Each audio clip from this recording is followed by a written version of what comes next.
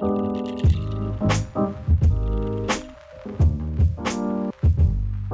getting a pet snake actually cure your fear of them? Well, there's not just one answer to this. Of course, it's a case-by-case basis, and the same answer will not apply to everyone.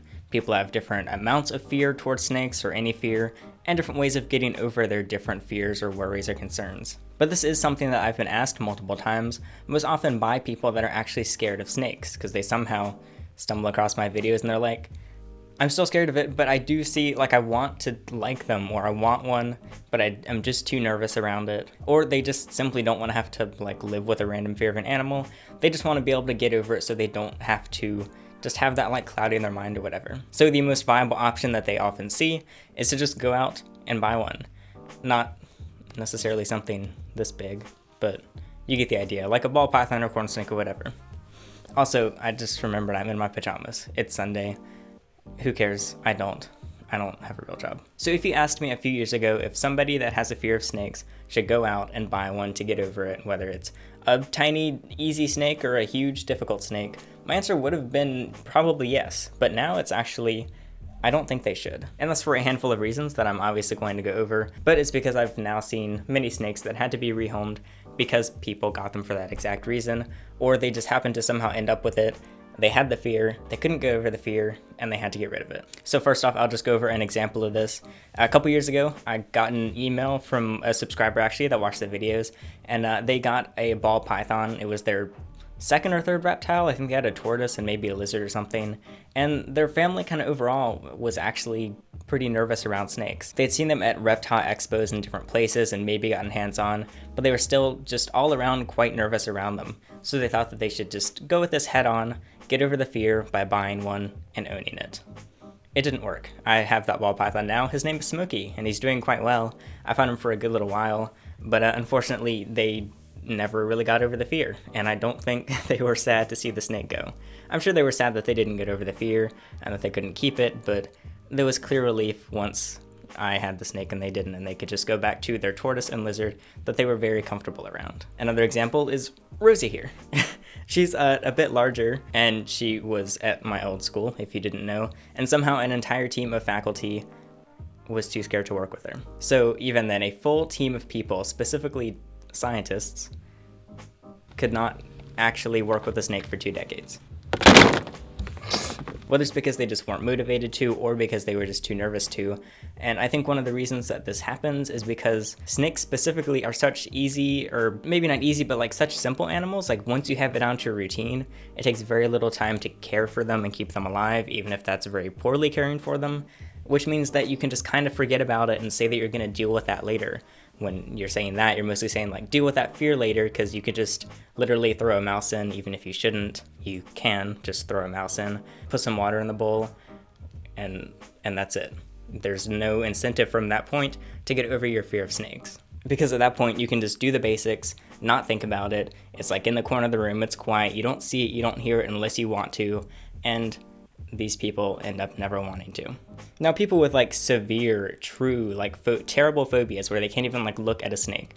Obviously, these people aren't even going to consider buying one right off the bat. But I think someone with even a slight fear should do the same thing that I would suggest to someone with a horrific fear of them. That would be to find someone or a resource or a place with these animals where you are not the primary carer, and you can just focus on actually meeting the animals and getting used to them on your own time without that pressure of having to care for them at the same time. Whether this is a zoo or a museum or just a friend that has a snake, I would, if I had a fear of them, I'm not really cool around centipedes. They kind of scare me a bit. I don't know anything about them. I think I can see how they're cool pets, but not for me. And even though I guess I have a little interest in getting over that last little bit of fear, but even if I had a ton of interest to get over it, I would not want to just flat out get a centipede, because when I'm feeding it, I'm going to be as far away as possible, just getting it done with and over so that it's out of the way. I don't have to think about it. So I'd much prefer, I see them at reptile expos. I think that's a better start. And see them with other owners and go from there so that I can have somebody maybe help me feed it, or help me handle them? Help me hang out with it, see it, whatever, so that it's not just all on you, all this pressure all at once. You have to get over it all by yourself, because from what I've seen, it doesn't end well. It just ends up with me getting all the animals, which I'm not complaining, but if people keep trying to get over their fear by just flat out buying them or owning them, it's probably not going to work. Although there are then those people that simply are just nervous or scared because they don't know how to do something or don't know if they're going to be okay with doing something. Like they don't know if they'll be okay handling it, or like they might be scared they're going to injure it or something. And that's something that you can actually learn, because it's more of like, you know what the problem is, you just can't hold it or whatever. But if all you know is that you think it's like creepy and scary and gross, then it's kind of harder to just fight that. But if you know that you're just scared of handling it, you can start like handling carefully, like start with a snake hook, or start on the floor with it just moving around, and then move your way up so that you can just like free handle it all over the place with 2 hands. But even then, it's probably still easier to get that started somewhere else, like do it at a reptile expo or do it at a museum or something where they can be of assistance to you and you can do it slowly. Because if it's all coming at you all at once, you're probably just going to try and not do any of it and avoid all of it. And another nice thing is you're actually going to a whole separate location, so like it doesn't feel like it's like intruding in your room, because you certainly don't want to start hating the thing that you're scared of. Like if every time you walk into your bedroom you have to see that thing that you're scared of, then you're not only going to like avoid your bedroom, but you're also maybe just going to start hating that thing because it's ruining your bedroom time. Like you can't enjoy being in your own room, and you don't want to be like angered at the thing that scares you. You want to be able to kind of maybe go into its space instead of it intruding into yours. Another great way to do it is simply just, like people have said, watching different videos of reptiles will help. There's tons of creators that do this. Unfortunately, some, as I've learned, end up making those fears much worse. Cough, cough, cough, cough, cough.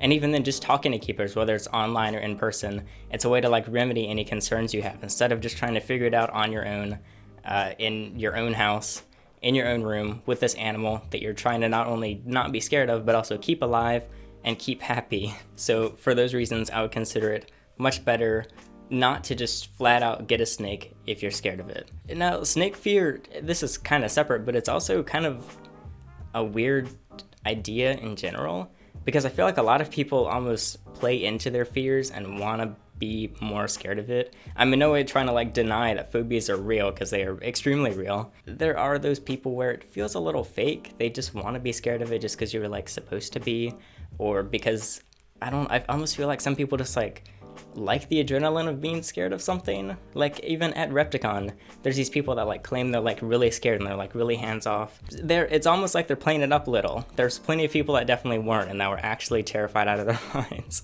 walking by the booths. But then those of you that weren't genuinely like that, it's like 1 second they were totally terrified of it, and the next second they happen to be like touching it. Like, is attention seeking too strong of a word?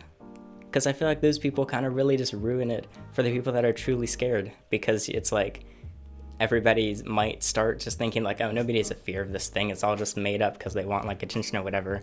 So I do think there are those people that kind of exaggerate it just for the sake of exaggerating it because they should, or they feel like that's the better way to go, when like that's not even a fear, that's just being annoying. But then there's people that are truly terrified and either do or don't force themselves to go into an expo or whatever. I think that is certainly the right step, and not to immediately jump straight into it all at once if you don't have any support or whatever. If someone like in your family wants one and they are definitely not scared of it, even that is risky, because many people just, they think they're going to be okay with it and then they're just completely not. They end up thinking like every second they know that there's this animal that they're scared of in the same household as them, and they can't get over it. And we've also had animals that have to be rehomed for that reason, whether it's because they flat out don't want it, like straight from the start, they're like, that is not coming to my house, or because they're like, yeah, I think it might be okay since I won't be caring for it, I won't be having to think about it, it'll be in my house, but it'll be away. Even then, people are still occasionally unable to just be okay with that. I think that's more rare.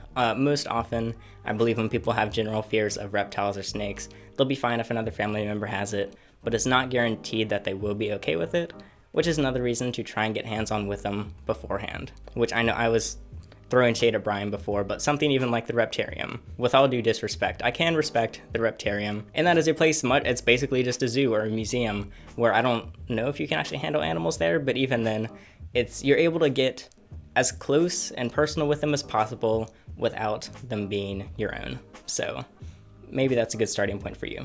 But what do you think? Were you someone that maybe had a fear of them before, or do you know someone that had a fear? Have they gotten over it?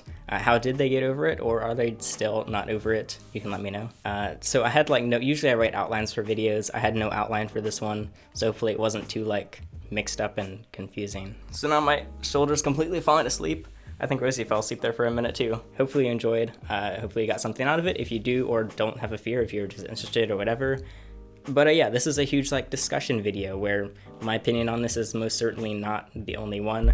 I'm sure there's a ton, so make sure to leave yours on this video. But yeah, I'll check those out. And until then, I'm Alex, and thanks for watching.